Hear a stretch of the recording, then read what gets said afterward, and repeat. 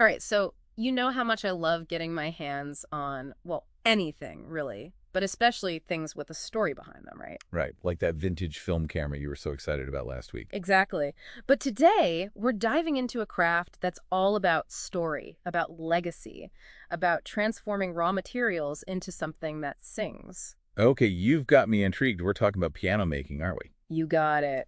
We're taking a deep dive into the world of piano making, and we've got some fantastic resources from RoleCatcher.com to guide us. RoleCatcher, that's the job hunting and career platform, yeah. The one and only. We're looking at three of their articles today. One that breaks down the career path itself, another that gets into the nitty-gritty of acing those job interviews, and then this is the cool part. Let me guess, it's about using technology to stand out in your job search. You know it. But first things first, let's get back to the piano. We're talking about an instrument that's been around for centuries, right? But have you ever stopped to think about what it actually takes to build one from scratch? Honestly, I haven't given it much thought. I mean, I know it's going to be incredibly intricate work, but beyond that, It's mind-blowing when you really dig into it, and that's what I love about these deep dives. We get to uncover the hidden complexities of things we often take for granted. so let's talk specifics. Where do we even begin with understanding the work of a piano maker? Well, Rollcatcher's Career Guide, Piano Maker, really breaks it down. And the first thing that jumps out is just how much detail goes into every single step. We're not just talking about assembly here, it's about craftsmanship on a whole other level. That makes sense. You're shaping wood, metal, felt. All these different elements have to come together to create something that produces music. And not just any music, but music with incredible nuance and range. It's about understanding the properties of different woods, how they resonate, how to shape them to achieve a specific tone. It's like being a sculptor, but instead of chiseling away at marble, you're coaxing sound out of these materials. And that's what I find so captivating. And you know what's interesting? This whole idea of handcrafted quality, it's having a real moment right now. Oh, absolutely. Look at the resurgence of vinyl records, artisan crafts, bespoke everything. It's like a pushback against mass production, a yearning for something unique, something with a human touch. And when you think about it, a piano is the epitome of that. Yeah. It's not something churned out on an assembly line. Each one is a unique creation. Exactly. And speaking of creation, let's step into the world of the piano maker, shall we? What kind of environment are we talking about here? Well, you'd imagine a workshop, right? Quiet, filled with the scent of wood and varnish, maybe some classical music playing softly in the background. That's the romantic image for sure. And while there's definitely an element of that, Rollcatcher paints a picture that's a bit grittier, a bit more industrial than you might expect. Oh, interesting. Tell me more. Think heavy machinery, potentially hazardous materials. It's a physically demanding job that requires a certain level of, well, let's call it grit to handle. That makes sense. You're shaping large pieces of wood, metal components, not to mention the tools involved. It's not all delicate hammer strokes and soft music, right? Not exactly, but that juxtaposition, the delicate and the demanding, it's part of what makes this career so intriguing, I think. Definitely. It's a craft that clearly requires both physical and mental dexterity. Absolutely. And speaking of dexterity, let's talk tech. Because even though piano making is a centuries-old tradition, technology is changing the game in some pretty remarkable ways. Okay, so we're not just talking hand tools and intuition here. Well, those still play a huge role, of course, but Rollcatcher highlights how things like computer-aided design or CAD are being used to create precise 3D models of piano components. That's fascinating. So you've got this blend of traditional craftsmanship and cutting-edge technology. Exactly. And it's not just about design either. They even mention CNC machines. Those are computer-controlled cutting tools being used for incredibly precise shaping and milling of wood and metal parts. Wow, so you've got this fusion of old-world skills and digital precision.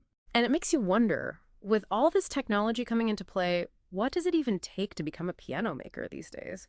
What draws someone to this field? Yeah, and let's be real, is it a viable career path? I mean, how many piano makers can the world really need? Those are great questions, and Rollcatcher doesn't shy away from them. In fact, they dedicate a whole section to the pros and cons of pursuing a career in piano making.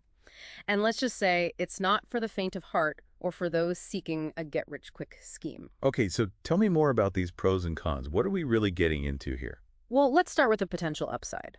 Rollcatcher highlights the fact that skilled piano makers, especially those with a specialty or niche, can command high salaries.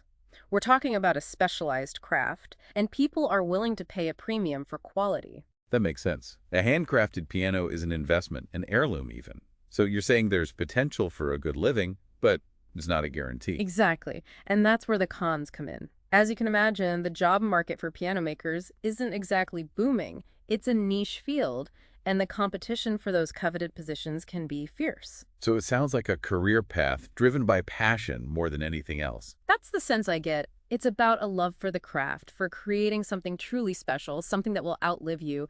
But it's not just about the end product, is it? It's about the journey itself. And that's where Rollcatcher's breakdown of the typical career path gets really interesting. Well, so there's a whole ladder to climb in the world of piano making. I'm all ears. Well, hold on tight, because we're about to embark on a musical journey, starting with the very first step, the apprentice piano maker. And believe me, it's not as glamorous as it sounds. So we left off talking about apprentice piano makers, the newbies just starting their journey in this craft. What does an apprenticeship actually look like? Well, think of it like, any other skilled trade. You're not going to be handed the keys to the kingdom on day one. Right, you're not going to be building a Steinway from scratch right out of the gate. Exactly. Yeah. RoleCatcher emphasizes the importance of mastering the fundamentals, and that often means starting with tasks that might seem, well, a little tedious. Tedious? How? Give me an example. Think sanding wood for hours on end, learning to identify different types of wood by their grain, their scent. So it's as much about sensory experience as it is about technical skill at that stage. Absolutely. You're developing an intimacy with the materials, understanding their nuances, their quirks. It's like learning the alphabet before you can write a novel. That's a great analogy. And Rollcatcher actually highlights that even at this early stage, formal training is crucial. Oh, so it's not just showing up at the workshop and hoping someone takes you under their wing. Not anymore. We're talking about apprenticeships that might involve coursework in acoustics, woodworking techniques, finishing, and restoration. There's a real science to it. That makes sense. You need a strong foundation in the theory behind the craft, not just the hands-on skills. Right. But of course, the hands-on experience is where it all comes together.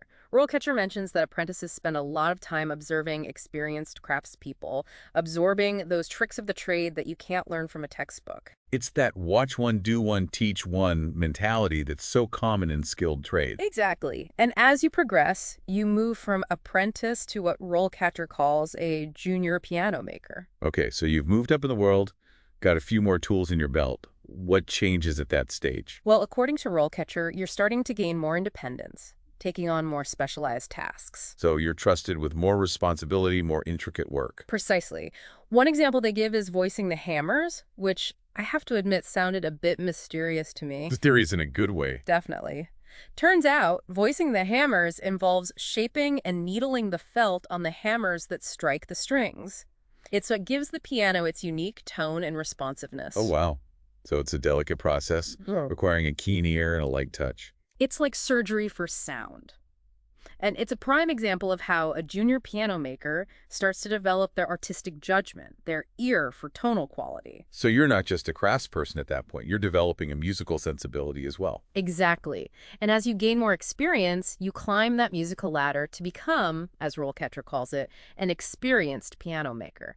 And this is where things get really exciting. Oh, do tell. What's so exciting about being an experienced piano maker? Well, for one, you're not just following instructions anymore, you're leading projects. You're the one mentoring those eager apprentices, passing down your knowledge. It's like becoming the conductor of the orchestra. Love that analogy.